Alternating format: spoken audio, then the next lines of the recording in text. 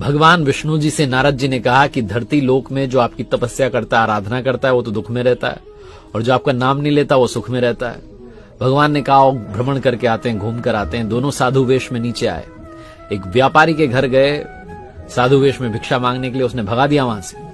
जब वहां से निकले तो भगवान ने पलट करके व्यापारी के घर की तरफ देख करके कहा कि तुम्हें और पैसा मिले, तुम और समृद्ध हो जाओ। वहां से पहुंचे एक झोपड़ी में एक माता जी रहती थी, भगवान की पूजा करती थी। झोपड़ी के बाहर एक गाय बंधी हुई थी। जाकर के भिक्षा मांगी तो माता जी ने कहा भोजन तो नहीं करवा सकती हूँ, दूध का इंतजाम कर सकती हूँ, गाय क्योंकि मेरे पास है। दूध का इंतजाम किया, आराम से उनको आसन पे बैठाया। उसके बाद जब वहां से चले तो पलट करके भगवान ने झोपड़ी की तरफ देख करके कहा कि तुम्हारी गाय बहुत जल्दी चल बसे।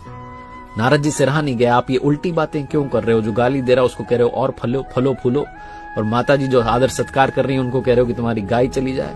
भगवान ने कहा तुम समझे नहीं, मैंने गाय चली जाए इसलिए कहा क्योंकि अंतिम समय में मैं चाहता हूं कि मेरी जो भक्त हैं, जो महिला हैं, बूढ़ी महिला हैं, ये मेरा ही स्मरण करें, गाय की चिंता ना करें कि उसका क्या होगा।